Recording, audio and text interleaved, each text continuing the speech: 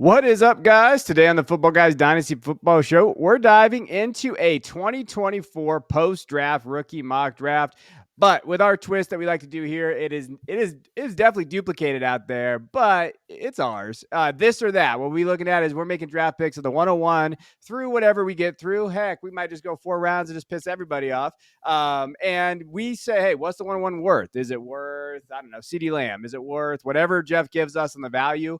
That's how we're going to do it, with a little bit of analysis with the rookie draft. So let's dive in for the parameters of this draft. 12-team Superflex. We'll make it a tight end premium. We'll make it 1.75. That's pretty generic in there. So Superflex, where you start 2 quarterbacks if you're unsure of what that format looks like. And we're going to give Christian the 101 because he never gets the 101. I feel bad. So Christian's going to get the 101 to start us off.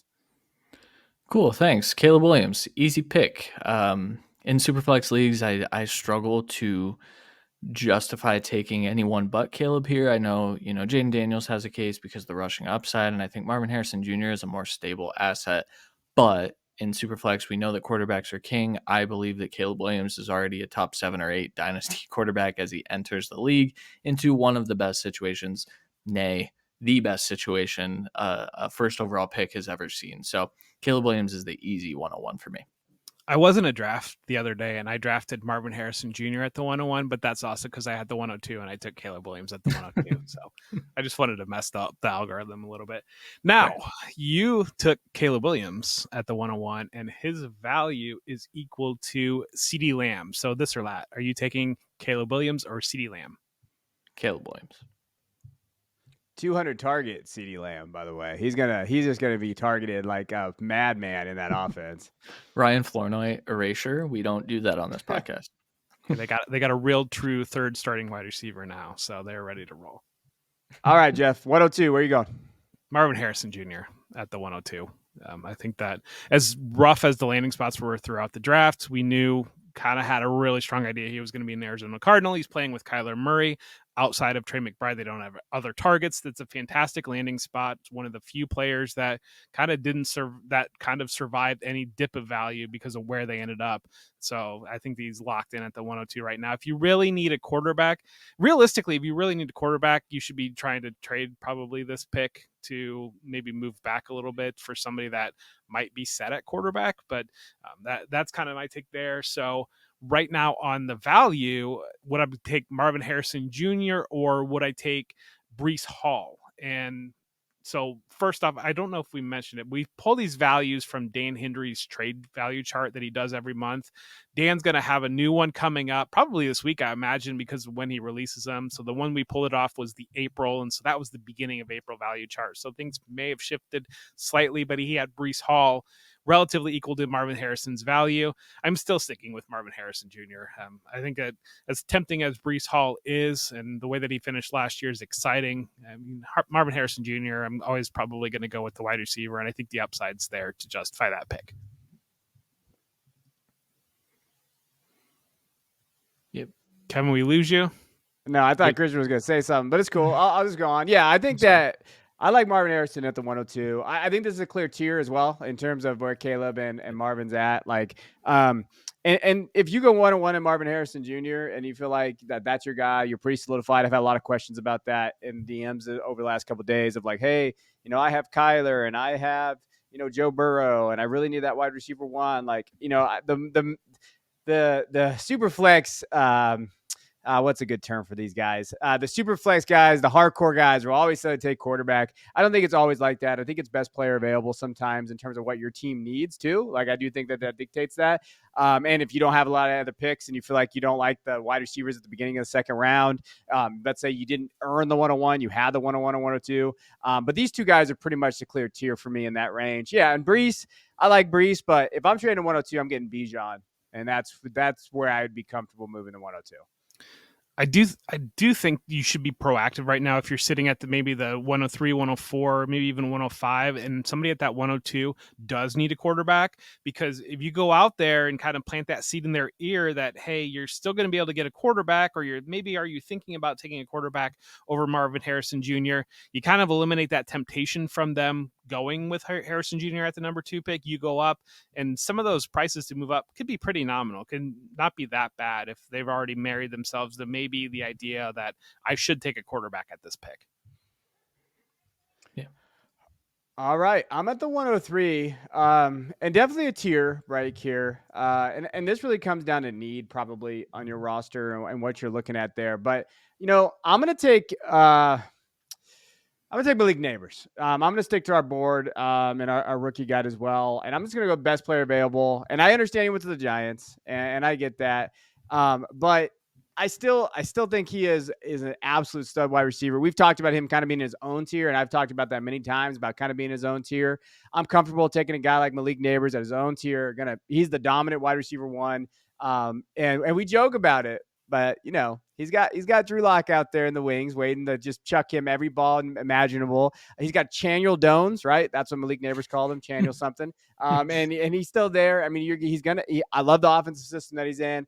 I'll take Malik at 103, but I will not fault anybody for going quarterback there too. If you need a quarterback on your roster, so if it's sitting there, you need a QB2, Jayden, Drake, wherever you want to lean there, I understand it. But I like Malik Nabers at the 103. Malik Nabers at the 103 or Garrett Wilson with this pick. Oh, you're touching at my heart there with that pick. I'm going Garrett. I think Garrett's in line for a wide receiver one. I think he avoided a lot of landmines in the draft. He avoided Brock. He kind of avoided Odunze. He avoided those guys that are going to use that. They're going to protect Aaron Rodgers, I think, this year. I think coming off that injury.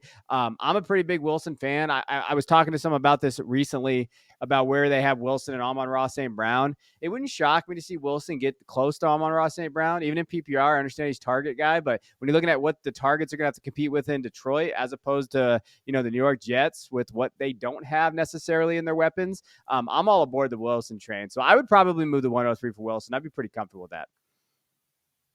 Me too. All right, Jeff, you're back up. Or no, Christian's up. 104. Oh, wait, we gotta do ads. I'm off my game tonight. We are a professional organization running this podcast. We need as you're stuttering right there. I love you, buddy. But when we're just exhausted, all three of us, because we've been doing the rookie guide. So we did 3.0 fantasy outlook, new rankings. We have that ready as you're listening to the podcast. And if this is on YouTube, it's already been out for a couple days. But go download that. rookieguide.footballguys.com. You can get you have to have a subscription for that, but go to Football Guys. It's worth it. We dived into, I don't even know how many players, way too many, over 100 and something players in terms of what their fantasy outlook looks like. We've been doing this since January.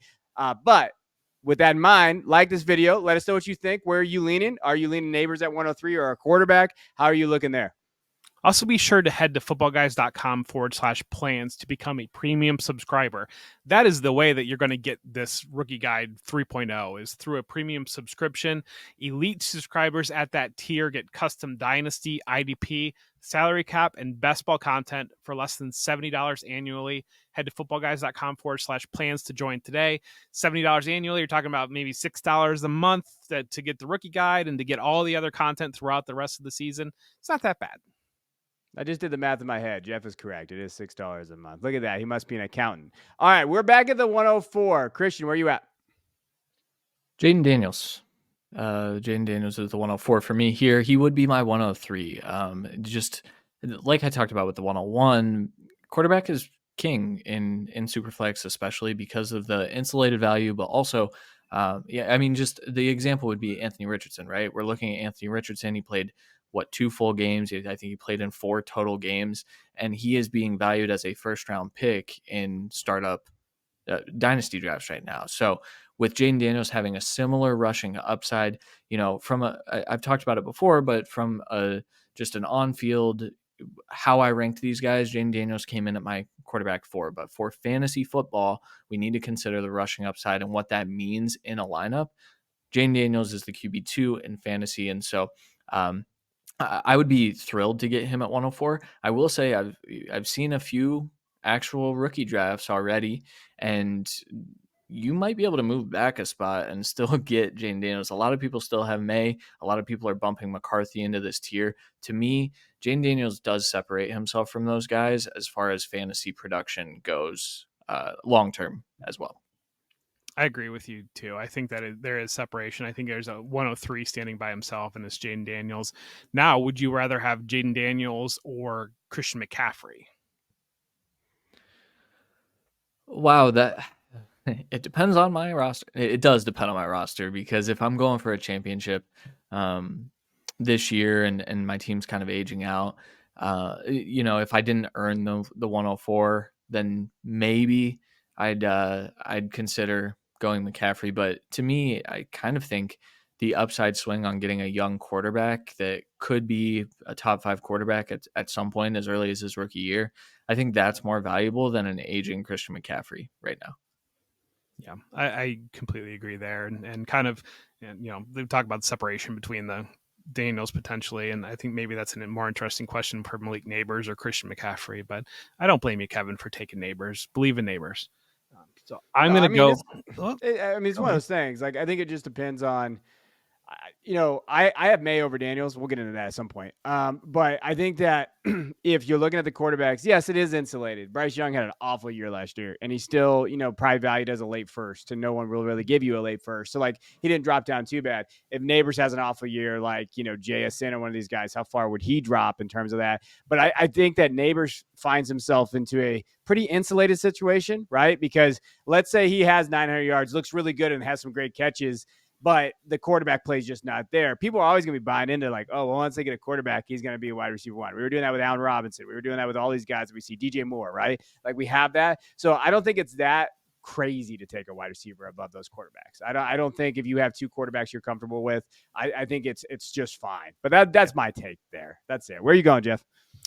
So, I understand the New England Patriots haven't had a good quarterback since they had one of the best quarterbacks in NFL history 3 years ago. So the big fade that's going on with Drake Maye right now, but I'm going to take Drake Maye at the 105. Superflex, I think the value is clearly there. That closes off a tier in my mind. You're stepping into, I think, a couple of the other guys coming up, and I know JJ McCarthy landed in a fantastic landing spot with the Vikings, and if he's your guy, I don't blame you, but I'm going to stick and pick Drake Maye, just like the Patriots at 3 stuck and pick Drake Maye, because I think that he's still got a higher upside than McCarthy or some of the other players that are still available. And that value is equal to Chris Olave, and that's interesting, but I'm not going to move off McCarthy for Olave. I think that Maye. Oh yeah, Maye for yes. You mentioned that we're tired, and I'm tired, but yeah, no, I'm not going to move off Drake Maye for Chris Olave. And talked about, I was wrong. He wasn't the 102, but I do think that the similarities for CJ Stroud are there. And I think that if you looked at this point in the year, last year you had CJ Stroud falling to the 106, 107, maybe even in some Superflex drafts, even though he was the second pick, because he had no help in Houston. And how was he ever going to succeed in Houston because they were so bad? And so I think that I'm still buying Maye, and I'll stick with that pick. I think Maye's talented, man. Like, I think that the drop that I've seen him go 108, 109. That's kind of crazy to me in some drafts today that I've kind of been sending out there. The Patriots have done exactly what they needed to do. They had a really good draft. I thought that they did well. I thought Jalen Polk was a very good player. I know Jeff doesn't like him as much as I do, but Javon Baker being there, I think that they have very good veterans. Hunter Henry Hooper is going to help. Demario Douglas is a guy that people really liked for a long time. And I think the thing with Maye is when I look at the talent around him, that's kind of like what he had in North Carolina, where he was able to make it work and he was able to spread the ball around a lot. Like, you might not love what he does with his other fantasy options just because I think he's going to spread it around a lot, but I think he's going to be very efficient. He's going to have some bumps. He's got to develop a little bit, but I think they're developing well around him. And I don't think that if you get him past 105, you should love that. Like, you should really just value that, because I think that he is he's not Stroud, as Jeff talks about, but it was not a shock to me him be QB2 of this class in a few years. Like, yeah, of course he was. He was always QB2.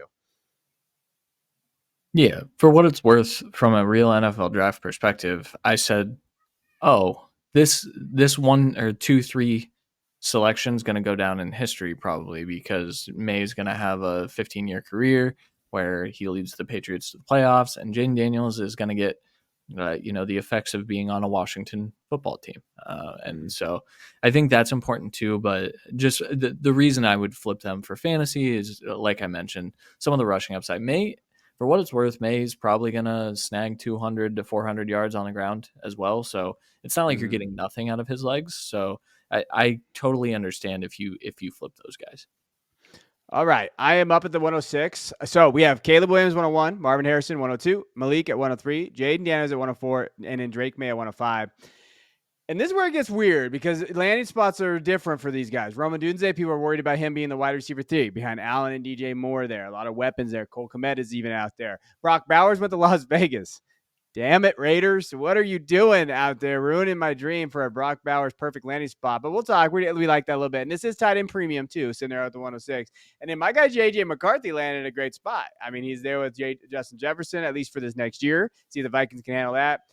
But I'm going to take Rome Odunze. So, for me, when I'm looking at Rome, I think, again, dynasty perspective, and people are kind of using the JSN correlation with him. Like, hey, kind of wound himself into that wide receiver 3. I think there's a couple things to note, though.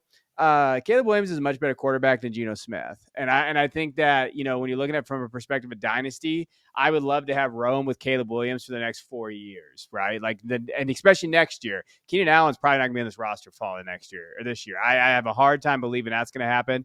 I know the cap implications, but they're probably going to move off of him. I feel like it was a move for this year, which was a good move. I like what they kind of did there to build around Caleb. Him and DJ Moore is good. I think that when I talked about Rome before, I said, hey, I would love for him to be that wide receiver too. Moore gives him that ability, and Moore is going to be a very talented guy moving forward. So from a dynasty perspective, to me, this is close between Rome, Brock, and JJ, but I still lean wide receiver here paired to Caleb Williams. And an offense that I like. I think they've done a good job of building around him. First thing, you said that Caleb Williams is better than Geno Smith. Have you considered that Caleb Williams hasn't played a snap in the NFL? So how can we know that? Because that's what people will say to you. You're absolutely right. I believe that even in tight end premium, Rome has to be the pick before Brock Bowers, before even JJ McCarthy, depending on team need and everything, but just in a 1-for-1, pound for pound, I think Rome Odunze is the right pick at 106. In the Jackson Smith and Jigba comparisons of, yes, he was, in fact, a rookie wide receiver last year who played for Shane Waldron. And it's just apples and oranges to me in my mind. I mean, Jackson Smith and Jigba came off of missing an entire final season in college, was injured right before the season started, had to battle through that. He was stepping into established relationship with DK Metcalf and with Tyler Lockett. They were all in a brand new offense. So Geno Smith was going to default to the guys that he had worked with previously, with Dave Canales leaving. So that's where, I kind of push back a lot of that. And I think just situationally, where you're looking at, I think your Keenan Allen is probably, to be honest with you, is going to be your Jackson Smith and Jigba, the areas of the field that you're going to use. And if Shane Waldron keeps that same offense and utilizes those receivers in the same roles, Keenan Allen is going to be that short to intermediate safety valve, and you're going to have Rome Odunze doing the things that DK Metcalf did, because he's the only physically comparable player to DK Metcalf from what the Seahawks ran last year. And I think that's the other thing too. You've got a rookie that is going to be, he's probably already had 15 conversations with Caleb Williams in the last 24 hours, and they're going to be doing literally everything together for the next 6 months through the next year.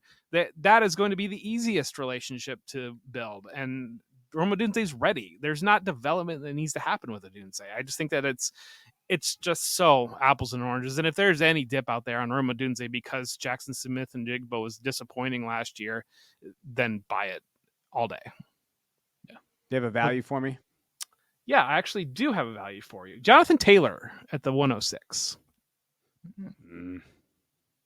Jonathan Taylor. I would take, if I was going for a running back and I wanted a running back, Jonathan Taylor feels like that cutoff for me. I think he's in my top 6 for Dynasty. If I'm sitting there and I'm like, hey, I want to kind of go ride one out this year, I'm okay losing Rome, because this year, like I said, is kind of a throwaway. And with Rome, like, not a throwaway. I think he has value. I think he'll produce something. But I think from a week in, week out, as if those other guys are healthy, it's hard to kind of rely on Rome week in, week out and put him in your lineup. So if I'm a contender and I want to go out there with Jonathan Taylor, I still think I got 2 good years with Jonathan Taylor. Also, running backs maybe aren't dying when they get older. Maybe there's actually some narrative like some of these guys are holding some value. So maybe it's not a death sentence either. So I lean Jonathan Taylor there. I was wrong. Shane Waldron was the offensive coordinator of the Seahawks the year before, so it's not a brand new offense. But Geno Smith still knew the other two receivers quite a bit better than Jack Smith and Jigba. Yeah. All right, I'm on the clock, right? Yep. I'm gonna go JJ McCarthy over Brock Bowers here. I love it. We talked about the good landing spot. The Minnesota offense. I wrote the instant reaction piece for Football Guys night of the draft for JJ McCarthy, and it's just this was the perfect spot for him. We talked about it all the way up to the draft, and we were hoping that this is what would happen. Sean Payton, he tricked him. He tricked him into getting JJ McCarthy. They had to trade up one spot, and you know what they did? They gave the Vikings a better fit for their offense. A lot of the same terminology from the Michigan offense is used in Kevin O'Connell's offense. So I think McCarthy, a lot of people say, oh, he can redshirt this year. Sam Darnold's there. I think JJ McCarthy's going to come out. He's going to outplay Sam Darnold. We're talking about a quarterback insulated value. I think we're going to see McCarthy for at least half the year. And I think that when we're talking about rookie drafts this time next year, McCarthy could be a high second round pick in the QB 10 to 14 range. And if you can get that at 107, I think that's more valuable than Brock Bowers. All right, would you rather have JJ McCarthy or Tua Tagovailoa? Ooh, that's a good one. A good one. I believe my rankings would say I would want Tua. But that's really tough because I think you can look at Tua's contract situation and say, man, I'm getting a guy that this team is investing in, is going to give every opportunity. So maybe I need to update my rankings because my instinct is to say JJ McCarthy over Tua. Really? Even with the weapons and everything there? Yeah, because I think contract too. He's gonna get a second contract. Is he? He is. Okay, but he's gonna get. So the way I would look at this is, if he's gonna get a second contract, you're hoping JJ gets that second contract is as good as Tua, right? At this point. Yeah, that's right. I mean, that's probably why I have him ranked that way right now, Kevin.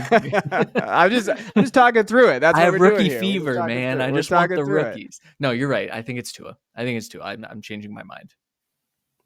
I can't wait till JJ turns into a Hall of Fame player and you yell at me for making you switch your answer on this podcast. And Malik Washington all over April. Again, except you were right.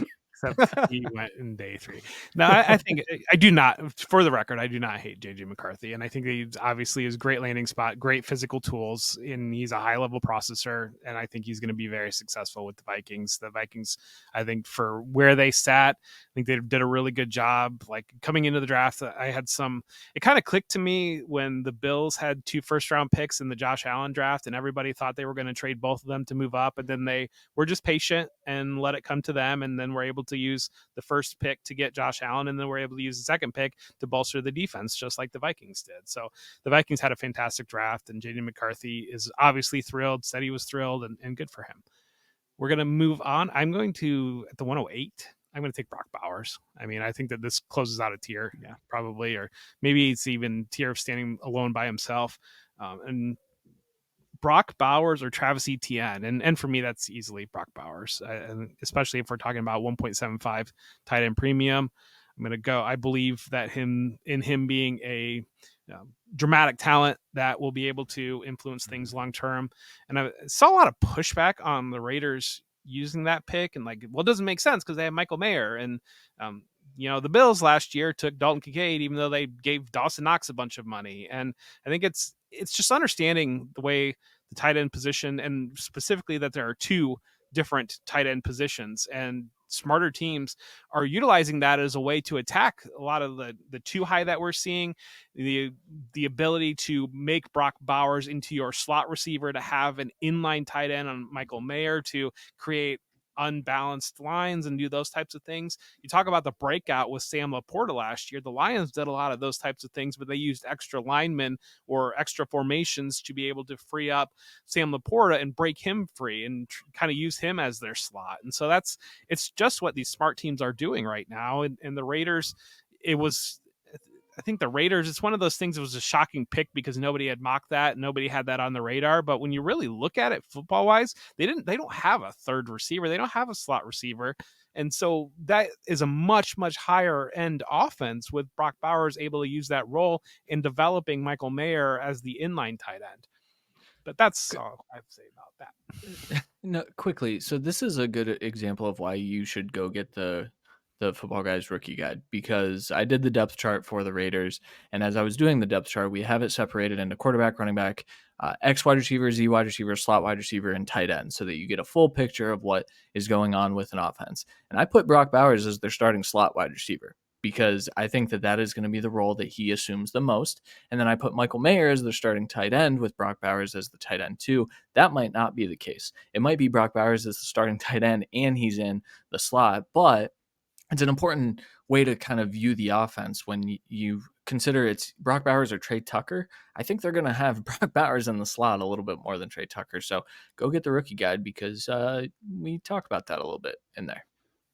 I think there would be a lot higher understanding of what's happening here had the Falcons had passable quarterback play and Arthur Smith was a little bit more intentional, because they tried to do the same thing with Kyle Pitts and use him in the slot. It was just that he didn't score touchdowns his rookie year, and then he was injured his next year. They couldn't get him the ball.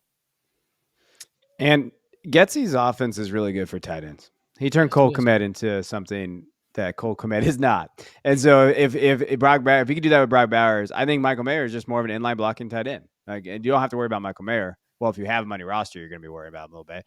But if you have Brock Bowers there, I think from that perspective, in the slot, is able to use that. I mean, this is one of those things, don't overvalue the spot, draft the talent. That's what I put. Don't overvalue the spot, draft the talent. There is an opportunity now that I've seen in drafts, and I've been able to do it, to get up to this 108 pick to get Brock Bowers. And prior to the draft, you know, it was closed out hard. It was really closed out hard at the 7th pick, with McCarthy kind of laying in limbo with people waiting to see where he landed. But it's interesting that the values dipped even a bit or that much on Bowers that I've been able to, several situations, move up and been able to grab him. This is the tier though. So you're sitting here from 101 to 108, because I've had 2 drafts where I'm sitting at 109 and it's gross. Yep. It's disgusting. There is definitely a tier break here. So understanding where that tier is. So like me personally, because I'm gonna make am I up? Yeah, I gotta make a pick, right? Yep. So like when I'm looking at the tier, you know, this is really where I like to move back a little bit. Don't have a ton of like different kind of values in terms of where you're at. If you need a quarterback, you're really screwed at the 109, because you're going to have to reach if you want like Bo Nix or someone there, if you feel like that's where he's going. I've seen Bo Nix go from 109 to 204. I've also seen that same for Michael Penix Jr. I've seen both of those guys kind of go in that same range there. So for me at 109, if you can move back a little bit, or you get a 25 first, pivot off of it a little bit, depending on where that value is at in terms of wide receivers, I really like to move the 111 to 112 in that range. So if you stand pat here, I'm not down on Brian Thomas. I've just never been as high on Brian Thomas as probably the guys on this show compared to where they're kind of going. So I'll just stick with my gut. I mean, he's in my bio because I thought he was going to be a first-round pick. So that's Xavier Worthy. I'm going to take Xavier Worthy at the 109, pair him with Patrick Mahomes. I think that he can be really, really good. He gets special. You see Travis Kelce maybe decline. Maybe not the usage is not going to be there this year. I think Rashee Rice is great. I think Rashee Rice is still a buy at cost. I think he's going to get some kind of discipline, but he's playing in the NFL, guys. Like, he's not going to get that much discipline. Like, let's be honest. Like, you know, no one got hurt, luckily, thank God. So if he missed a few games, but I still think Worthy is in a perfect spot. This is exactly what you draft him for. So I'll lean Worthy at 109. I'm so happy that you have the 109, the way that this played out, and the player that and it's really funny because we didn't know the order before, but there's a lot of situations coming up, guys, that it really matches up well. But Kevin, would you rather have Xavier Worthy or Bryce Young? You lost me. No. Gosh. I would if I am struggling with a QB2 option where I'm really need that QB2, I love what the Panthers have done. I would take Bryce Young. There. But if I'm pretty solid, I'll stick with Worthy. But if I really do need that QB2, you just know I love Bryce Young. So this is just how you guys know I have that bias in me that I want him to succeed. But I would probably still lean Bryce in Superflex at the 109. I think that's probably the right pick based on what the Panthers have done, but also TBD on that one. All right, I'm on the clock. Sorry, Jeff, what were you going to say? Go ahead and make your pick, because I think there's a conversation here. Okay, I'm going to take Brian Thomas Jr. He would have been my pick over Worthy. I understand there's a little hesitation with him now based on this landing spot. I've also seen a lot of excitement about Brian Thomas Jr. So people are kind of all over the board with him. But when I look back at Trevor Lawrence's best days, he had big ball winning wide receivers. He has not had that. They added 2 of them in Gabe Davis and Brian Thomas Jr. A show a week ago or 2 weeks ago now, I called Brian Thomas Jr. Souped up Gabe Davis. And so to me, Brian Thomas Jr. will be the number 2 receiver for now, but I think they're going to transition this to an offense that kind of revolves around him, provided that he develops a little bit. I'll take him here at 110. Would you rather have Brian Thomas or Josh Jacobs?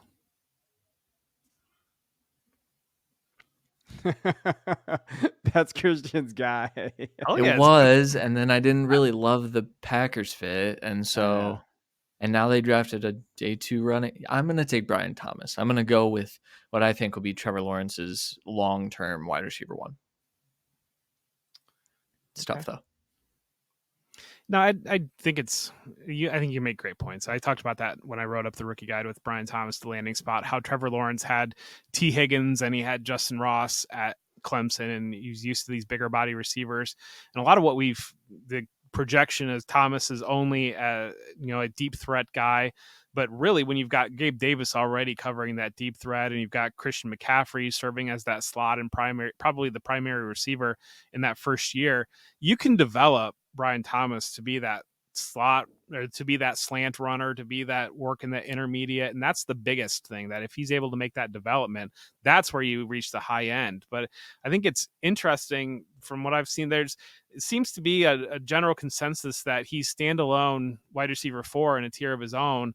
And the other guys like Xavier Worthy, Keon Coleman, McConkey, they were picked right when he was picked, and they landed with as good, if not better, situations than him. So I think there's a real conversation on looking at that tier and splitting it up a little bit instead of having Brian Thomas the consensus. I think there was a consensus belief that he was going to be maybe even close to the 10th pick of the draft at some points, or like in the mid-teens, and falling into the very late 20s or mid-20s. It kind of pushes him, smashes that tier together. And I think people should be a little bit more selective and a little bit more aggressive about moving back if you're sitting at that pick and somebody's convinced he is the standalone 109. Yeah. You're up, okay, Jeff. My up. The 111. I should have put, gosh, I'm going to do something weird. I'm going to take Keon Coleman at the 111. I knew you were going to take Keon Coleman when you said you were going to do something weird. Like that. Let me scroll down ADP real quick. Hold on. Let me scroll. Okay. I got it. Go ahead. Well, ADP is wrong, first off. But that's right. He lands with Josh Allen. There is a fantastic opportunity for him to be the primary receiver for Josh Allen, and to be the upside. As much as people talk about the upside with Xavier Worthy and Patrick Mahomes, you got to realize that the upside with Keon Coleman and Josh Allen is higher than the upside with Xavier Worthy and Patrick Mahomes. So, and it's probably higher than the upside with Brian Thomas and Trevor Lawrence, to be honest, the way that everything's split out there. And so I think that that's a very, very real conversation. And I think that Keon Coleman, had he not run that 4.61, the entire conversation around him would have been completely different. And so I think see him landing in Buffalo, using that 33rd pick and kind of grabbing him as their top guy. They said they were ready to pick him the night before, but they knew that Carolina was going to take another player that we'll talk about in the future. But I think that grab Keon Coleman here, and it's kind of, there's some other things on the board, but Keon Coleman or Will Levis, and that's interesting to me. But because I don't know, I would say Keon Coleman probably. I still believe in Will Levis a bit, but it's really iffy there. But it's interesting that if you're not sold on Bo Nix or not sold on Michael Penix and sitting in this range, maybe Levis is your pivot. That's a really great question that I'm sure we're going to get to as we draft. But would you trade the 111 for a quarterback, or would you just take Bo Nix? Yeah. Because I mean, I feel like you have more insulated value with Bo Nix than a Will Levis, who might get 1 year and then be in trouble, especially with the new regime coming in. And there's a lot working against Will Levis. He has to be really good. I think you're right in keeping Coleman there. You take Bo, by the way. That's the answer to that question, because Will Levis is on 1 year deal. This is his year. If Will Levis doesn't pan out, he's not going to be the guy next year. Yeah. For what it's worth, Bo Nix might also be, because Sean Payton might not be there either. No. Because Sean Payton's got like this arrogance thing about him that he's going to make Bo Nix work no matter what. That dude is going to figure something out. Bo Nix is going to throw 80% of his passes behind the line of scrimmage. That's how it's going to work out. That's how he's going to do it. All right, I have the last pick here to round out the first round. We will do the first round here on YouTube, and then we're going to do the second round on our podcast. So make sure you go over there if you're on YouTube right now. At 112, I am going to take our guy. We've been kind of on this guy. Christian's been on him for a longer time than everybody else. I'm taking Ladd. I'm taking Ladd McConkey. And you know what? Probably the wide receiver one with the Chargers with Justin Herbert. I like the fit. I like where he is at in terms of just overall like landing spot. And if you have Herbert, I think this is really good. Like if you could pair them together, stack them together. I was on a team. I got Ladd at this spot with Herbert as my QB1. And I like that upside there. I think that Ladd does a lot of good things, create separation that you like. I think that when you look at him, he's creative after the catch. He's dynamic and immediately fills a role for them, right? At their Z, more than likely, when you're looking at what they're going to be able to do there. And him, Palmer, Quentin Johnson, it's kind of an underrated group. I'm not sitting here saying Quentin Johnson's coming back, but I do think that with the way they built their roster, especially inside out, offensive line filled that need there. I'm on the Ladd train at the late first. I think that's hell of a value for him. Would you rather have Ladd McConkey or Rashee Rice? Rashee. After I said all that, I'd rather have Rashee Rice. in that mindset. Yeah, he didn't even let it get out of his mouth. You were like, yeah, it's Rashee Rice. It's Rashee. Definitely. It's Rashee in that mindset. Just because we've seen what Rashee done. He's with Patrick Mahomes. I understand they brought in Worthy, but it's Rashee Rice. Yeah, Ladd McConkey hasn't even played an NFL snap, so obviously you have to take the proven NFL vet. That's what the internet says. We haven't got a chance to talk about it. How aggressively are you going for Rashee Rice? Because I know I've made offers, and I probably should circle back after the selection of Xavier Worthy and make more offers. But are you guys okay with all the situation around Rashee Rice still going there? And general thoughts. Yeah. So. I traded Rachaad White for Rashee in a third. You guys help me with that one. I'm okay with that, especially after they brought in Bucky Irving, which, it was whatever, but they still added to that room and they said they're going to do the usage there. I would give up a late first for Rashee Rice. I don't know if the guy would take it, though. You know what I mean? Like, would the other manager take that? I think that's the issue that you get there. You might have to add something to it. It's all timing too, because any offer they receive will think they're going to think they're selling low, just because of the timing of what's going on and whatnot. So, but yeah, I mean, I'm going and trying to add Rice to panicking managers, or pull them from panicking managers and add them to my team. All right. That'll do it for the YouTube portion. The full version of every show can be found on your favorite podcast app, on Apple, Spotify, wherever you get your podcasts. We are going to do round 2 over there for sure. We might lightning rounds 3 and 4. Who knows? Yeah, we might get a little crazy. We're already tired, so we're just going to keep it going probably. So make sure you head over to your favorite podcast app, search up the Footballguys Dynasty Football Show.